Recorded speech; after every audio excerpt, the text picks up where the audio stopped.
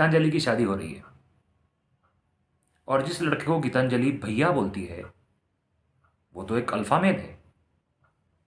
और alpha male बहुत ही जल्दी गीतांजलि को एहसास दिला देता है कि वो भी एक जानवर है और गीतांजलि भी एक जानवर है। और गीतांजलि का काम और कुछ नहीं है, एक मादा जानवर होने के कारण केवल अल्फा मेल में से बच्चे पैदा करने का है। गीतांजलि बहुत ही भोली है और वो इस बात से कन्विंस हो जाती है। अब गीतांजलि जान चुकी है कि अल्फा मेल और उसके साथ रहना ही सब कुछ है और पोएट्री यानी कि कविता, अपने होने वाली पत्नी की तारीफ या अपनी मंगेतर को किसी तरह खुश करना, ये सब कुछ बकवास है, सब कुछ धता है। अल्फा मेल जीत गया। Welcome to the bizarre and cancer world of animal. जो करने के लिए पूरे 3 घंटे की फिल्म बन जाए, मैंने प्यार किया या कयामत से कयामत तक बन जाए, वो काम तो अल्फा मेल ने 2 मिनट में कर लिया। उसके लिए गीतांजलि अपना सब कुछ छोड़कर के आ जाती है कि मुझे तुमसे ही शादी करनी है। हाँ भाई, ये अल्फा मेल की दुनिया है, यहां पर वो जो कुछ भी करेगा वही सही है। एक दिन गलती से किसी ने अल्फा मेल की बहन को उस कॉलेज में छेड़ दिया। अब गलती कहूं या जानबूझ करके, अल्फा मेल को गुस्सा आया, किसी को भी आएगा। लेकिन अब ये तो अल्फा मेल है, ये सीधा कॉलेज पहुंच जाता है मशीन गन लेकर के, रिवॉल्वर भी नहीं, मशीन गन। और उसके बाद उसकी बहन को छेड़ने वालों को एक एक करके ठिकाने लगाता। हंसी की बात यह भी है कि फिल्म में बताया गया है कि अल्फा मेल के पिता का ही कॉलेज है जहां पर उसकी बहन को छेड़ा गया है। तो संदीप रेड्डी वंगा की पिक्चर के अंदर खुद के कॉलेज में भी लड़की सुरक्षित नहीं है, तो फिल्म में क्या सुरक्षित होगी, अंदाजा लगाइए। क्राइम को जस्टिफाई करना और रैगिंग जैसी चीज के वो विरोध करते हुए कोई उचित संदेश न देना, सीधा मशीन गन लेकर के पहुंच जाना, यानी लिटरली इस दुनिया को तो क्रिमिनल वर्ल्ड ही कहना चाहिए। अल्फा मेल बचपन में अपने पिता से बहुत प्यार करता है, लेकिन पिता का प्यार न मिलने के कारण वो वायलेंट हो जाता है। और यहां से शुरू होता है दौर उसके धीरे धीरे एक बेहद खतरनाक जानवर बनने का। अब बहन के कॉलेज में तो वो गोलियां पहले ही चला चुका है, तो अब अपने पिता को बचाने के लिए गोलियां चलाता है। हर एक सीन में हास्यास्पद बात यह है कि इमोशन तो बहुत है, लेकिन बिल्कुल लॉजिक नहीं है। देश में पुलिस और लॉ एंड ऑर्डर नाम की कोई चीज होती है, यह आपको देखने को ही नहीं मिलता है। ये सवाल मत करना कि पिता के ध्यान न देने पे बच्चा क्रिमिनल बन जाता है।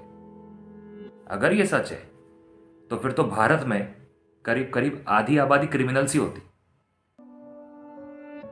क्योंकि आधे घरों की कहानी यही है कि पिता बाहर पैसा कमाने और मेहनत करने में इतना बिजी होता है कि वो अपने बच्चों की तरफ पूरा ध्यान नहीं दे पाता है।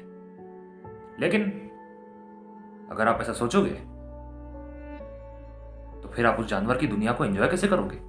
जीनियस डायरेक्टर और जीनियस एक्टर की फिल्म है, तो आपको उसमें सोचने की इजाजत नहीं है। So don't think, just follow. लगातार औरतों को नीचा दिखाने वाली ये फिल्म उस समय और उग्र हो जाती है जब एनिमल इंजर्ड हो जाता है और वो अपनी पत्नी को चीख चीख के ये कहता है, इट्स अ मैन्स वर्ल्ड। कहने का तात्पर्य यह है कि तुम औरत हो, सेकंड नंबर पे रहो, man is number 1, we will decide what to do and what not. बात तब तो हाथ से बाहर निकल जाती है जब फिल्म में सेकंड फीमेल लीड की एंट्री होती है, या यूं कहो गेस्ट अपीयरेंस की एंट्री होती है। अब शुरू होता है अश्लीलता और व्यभिचार का नया दौर। उस औरत के साथ अल्फा मेल के संबंध बन जाते हैं जिन्हें बड़ी बेहयाई से बताया गया है। और उसके बाद जब पत्नी, अल्फा मेल की पत्नी करवा चौथ का व्रत रखती है, तो वो घर पर आकर के बड़ी बेशर्मी से बताता है कि वो पिछले कुछ दिनों से बाहर क्या कर रहा था। अब पत्नी को गुस्सा आएगा, जायज भी है, पत्नी भड़क जाती है, चिढ़ जाती है, तलाक की बात करती है और ये तक कह देती है कि मैं भी इसी तरह से बेवफाई करूँगी। मैं बहुत साफ सुथरे शब्दों का प्रयोग कर रहा हूँ, अल्फ़ा मेल की दुनिया में बड़ी गिरी हुई भाषा का प्रयोग है। तो जब औरत कहती है कि मैं भी यही कहूँगी या मैं भी यही करूँगी, तो अल्फ़ा मेल कहता है करके तो दिखाओ, मार दूंगा। यानी खुद करे तो चमत्कार और दूसरा करे तो व्यभिचार। अब उसके पास इस चीज का भी जस्टिफिकेशन है। और पत्नी जो होती है वो उस समय पर नहीं मानती है, बातों बातों में अल्फा मेल को गुस्सा आ जाता है। आखिरी में वो हीरो है भाई, वो कुछ भी कर सकता है। वो अपनी पत्नी पर बंदूक तान देता है और गोली भी चला देता है। और इतनी गर्मागर्मी के बाद 5 मिनट के अंदर अंदर पत्नी और उसमें कॉम्प्रोमाइज हो जाता है। पत्नी उसे माफ कर देती है और गाना होता है। यानी इतना बड़ा मुद्दा यूं सेटल हो गया क्योंकि वो अल्फा मेल है, उसकी दुनिया है भाई। और गीत के शब्द जो हैं वो तो इतने हास्यास्पद हैं। जिस फिल्म में अश्लीलता कूट कूट के भरी हुई है, उसमें गीत के शब्द हैं मैं जोगी तू गंगा। वंगा को गंगा का मतलब ही पता है।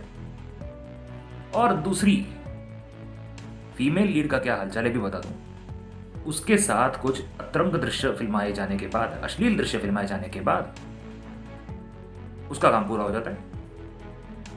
लेकिन हास्यास्पद फिर यह है कि अल्फा मेल उससे कहता है कि उसे पहले से मालूम था कि ये लड़की उसकी दुश्मन है। अब यदि ये बात पहले से पता थी कि ये उसकी दुश्मन है, तो उसके साथ इस तरह के संबंध रखने की क्या जरूरत थी। अब यहां पर वो जस्टिफिकेशन देता है कि वो अपने पिता के लिए कर रहा था, तो दुश्मन के साथ संबंध रखने की जगह पर क्या वो उसके कनपट्टी पर पिस्तौल नहीं रख सकता था। और एक और मैं आपको विरोधाभासी वाक्य बताता हूं। यही अल्फा मेल अपने दादा के सामने अपने संबंधों को जस्टिफाई करता है और कहता है मुझे टेस्टोस्टेरोन की जरूरत है, या मुझे इंस्पिरेशन की या मोटिवेशन की जरूरत है, कुछ इस तरह के शब्द कहता है। मतलब वो उस अय्याशी को जायज ठहरा रहा होता है अपने दादा के सामने। इस तरह का विरोधाभास और एक सचमुच में समाज में कैंसर परोसने वाला ये अल्फा मेल हर तरीके से एक बेशर्म और निहायती जलील किस्म का कैरेक्टर है, जिसे वंगा और रणबीर कपूर ने पर्दे पर साकार किया है। अब इस अल्फा मेल का एक दुश्मन भी है जिसका नाम है बीटा मेल। अब ये बीटा मेल क्या कर रहा है, तो ये भी अल्फा मेल की ही दूसरी परछाई है। ये तीसरा निकाह करने जा रहा है और वहीं पर लोगों के सामने, मौलवी और अन्य लोगों के सामने अपनी पत्नी का बलात्कार करता है। धार्मिक एंगल से देखने पर भी ये बेहद गंदा और भद्दा लगता है। और यही बात अल्फा मेल के ऊपर भी लागू है। अल्फा मेल जब पूजा में हवन में बैठता है तो उसको ये भी पता नहीं है कि पानी पीना कब है और पानी छोड़ना कब है। इतना ही नहीं, जब उसको एक पंडित अपने ब्रह्मचार्य के बारे में कहता है तो अल्फा मेल उसका मजाक उड़ाता है, उसके ब्रह्मचार्य का मखौल उड़ाता है और वही वासना भरी बातें करता है जो उसके अंदर कूट कूट के भरी हुई हैं। यानी इन लोगों को तपस्या और ब्रह्मचार्य का कोई अर्थ पता नहीं है, केवल इन एक ही चीज पता है जिसके ऊपर उन्होंने फिल्म बनाई। कुछ लोग इस फिल्म को यह कहकर के डिफेंड कर रहे हैं कि फिल्मों का समाज पे क्या प्रभाव होगा, फिल्में तो केवल मनोरंजन के लिए होती। तो हाल ही में रानी मुखर्जी ने अपने एक इंटरव्यू में यह कहा है कि उनकी एक फिल्म कभी अलविदा ना कहना को देखने के बाद देश में डिवोर्स केसेस बढ़े थे। तो कलाकार खुद इस बात को कबूल करते हैं कि फिल्मों का समाज पे प्रभाव पड़ता है।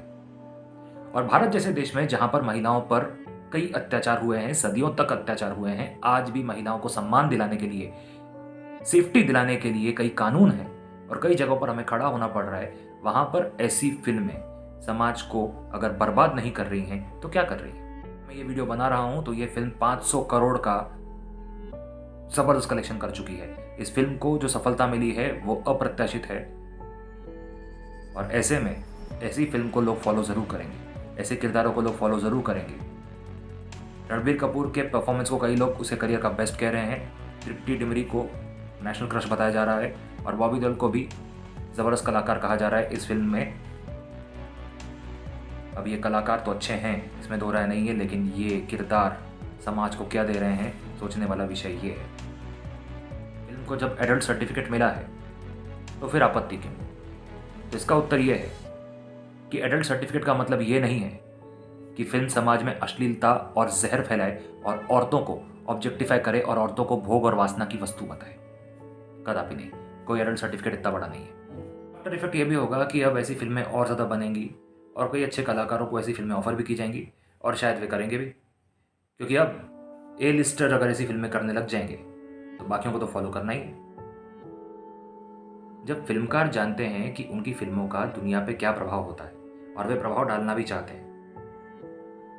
चांदनी फिल्म के बाद लोगों ने अपने बच्चों का नाम, बेटियों का नाम चांदनी रखना शुरू कर दिया।